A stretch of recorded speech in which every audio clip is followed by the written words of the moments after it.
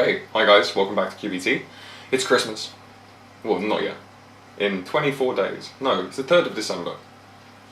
Right? It's the 3rd of December, so 22 days until Christmas. So we have our tree up. Wow! It's a real tree, and it's now decorated and sparkly. It's very nice. Completely unrelated to the video, so let's actually go back to the content. Bonding. Bonding. This is a request. This is not physics. Well, chemistry is applied physics, so everything's really physics. But this is not explicit physics. This is chemistry. But one of my old students, high Labour, requested this video, and we're doing it for you because why not? So we're going to do a quick run through of ionic bonding, covalent bonding, and metallic bonding, and then if it's not clear, then put it in the comments and we can do like more detailed videos of each bonding type, because I think this is a topic that most people that do IGCSE chemistry tend to actually struggle with. Like, bonding is quite tricky to get your head around, but hopefully this helps. Okay, tutorial now.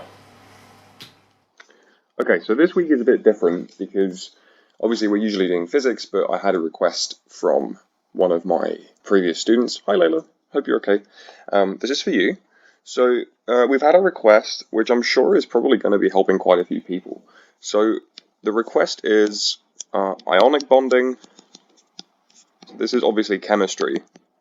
Ionic bonding, covalent bonding, and metallic bonding. Excuse my handwriting. Okay. So let's just clear them up one at a time. Okay. Now, let's start with ionic bonding. Ionic bonding is something that happens between a metal and a non-metal, always, okay? That is the best way to identify whether you are dealing with a substance that is bonded ionically or covalently, okay? Because when we're dealing with ionic structures, it is always a metal plus a non-metal. So what do I mean by this? Perfect example would be sodium, which is a metal, with chlorine. Okay, so this would be sodium chloride. Okay, and that's a metal and a non-metal. Okay, except it would be, that's the structure. So Na2Cl. So sodium chloride would be an example, and it effectively is to do with something that we call electrostatic attraction. Okay, so with ionic bonding, what happens is electrons move, right, from one element, one atom to the other, and then this causes a change in the charge between both, okay, and that effectively causes them to be attracted to one another, okay. So let's do an example, okay. So let's just do this. Let's do sodium chloride.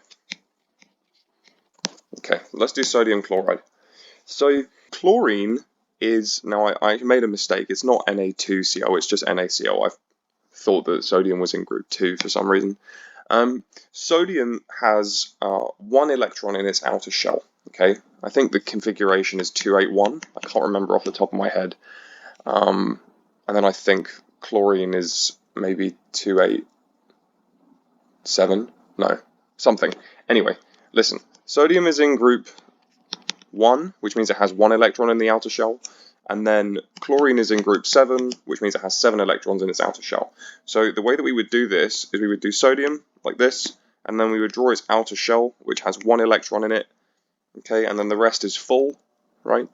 And then we have chlorine, and we have its outer shell, which has, what we do, dot and cross diagram, so like this. But it doesn't have this. There's an empty space here, right? So what happens is this electron goes here, okay, and because chlorine is gaining an electron, it becomes -1, and in terms of its charge, and because the sodium is losing an electron, it becomes +1, okay. So what you're dealing with now, okay, what you're dealing with is two ions, right? So you end up with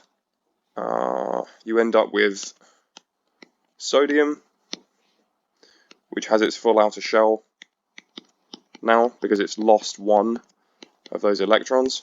Okay, and then you have, and that's now going to be +1, and you have chlorine, which is going to have gained an electron. So we had circles, didn't we? We have dot and cross, dot and dot. And then what happens is you have this cross that's come over from here. Okay, and you have -1, right? So one of these electrons in sodium that was in the outer shell went over here. Okay, and what you've created is two ions that exhibit electrostatic attraction to one another. And this is ionic bonding. Okay, so ionic bonding is the movement of electrons between one metal and a non-metal, creating two ions that are electrostatically attracted to one another. And ionic bonds tend to be very strong. Okay, and we say that a lot of energy is needed to overcome the electrostatic attraction between the molecules. So substances that exhibit high ionic bonding tend to have high melting points. They tend to have high melting points, and they also tend to have high boiling points as well. Okay, so that's ionic bonding. Okay, metal plus non-metal, electrostatic attraction. Learning to draw those dot and cross diagrams is really important. We can do a proper detailed video on that another time. But we need to shift on to covalent bonding. Okay, so covalent bonding is a little bit different. Covalent bonding is between two non-metals. Okay, always. So whereas ionic bonding is metal plus non-metal, covalent bonding is two non-metals. Okay, so chlorine and oxygen. We think that doesn't happen, but I'm just giving you an example of two gases.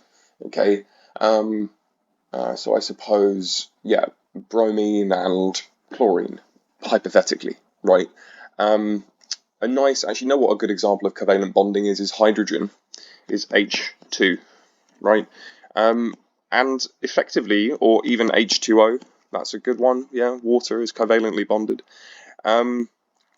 Effectively what this is, instead of electrons moving between one of the atoms and another, what you end up with is something that we call, it is sometimes referred to as the tug of war between two atoms.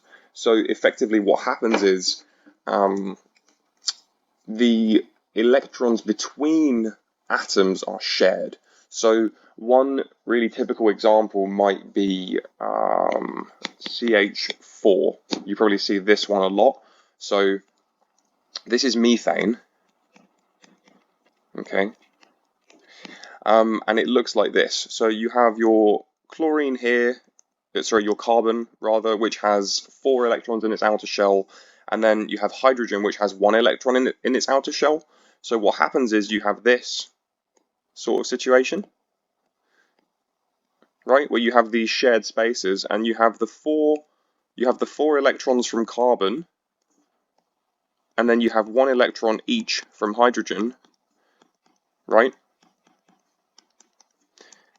And what you end up with is this this sort of shared electrons. Electrons are shared. Oh, sorry about that. And they're attracted to the nucleus of the opposite atom. And this tug of war, we call it, between the shared electrons and the nucleus of the opposing atom is what causes this this bond to be created. Okay, so that is covalent bonding. Covalent bonds do tend to be fairly strong, and they can be quite tricky to break, but that is covalent bonds. And then finally, you have metallic bonding. Okay, so metallic bonding is obviously the last of the 3 bonding, types, and it happens between a metal and another metal. Okay, so two metals, right? You can see how it just progressively changes, and what we refer to when we talk about metallic bonding is there's a very kind of well-known expression which is used in chemistry, which is a C. I remember learning this at school, of delocalized electrons in an array of positive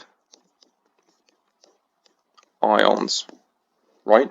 And what that kind of looks like is you got your positive ions, yeah, and then you have your delocalized electrons.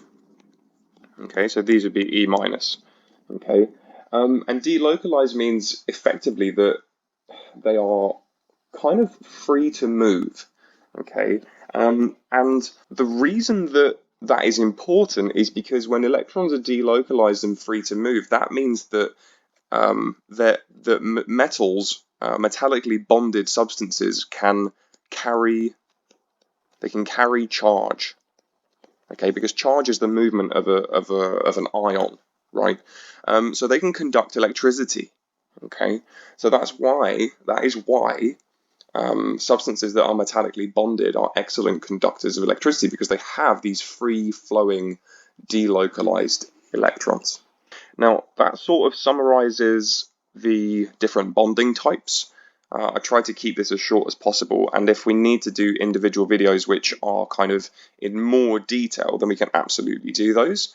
But for now, I hope that clarifies things for you, Layla, and has helped you learn about the different kinds of bonding. Okay, so that was the tutorial on bonding. Bit long, but you know, three bonding types. We did that, so hopefully it was helpful. Please like and subscribe. Helps us grow the channel and get more quantum content to you guys, which is what it's all about. But in the meantime, yeah, we will see you then. Okay.